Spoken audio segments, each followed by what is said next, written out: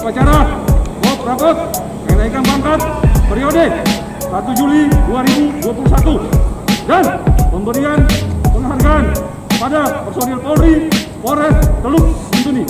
Siap, dimulai.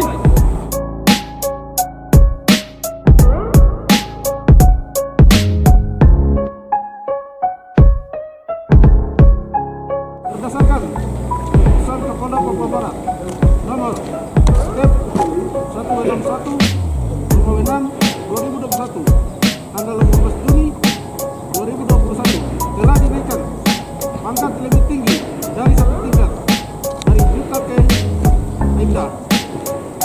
Pangkat baru telah terpasang. Laporan selesai.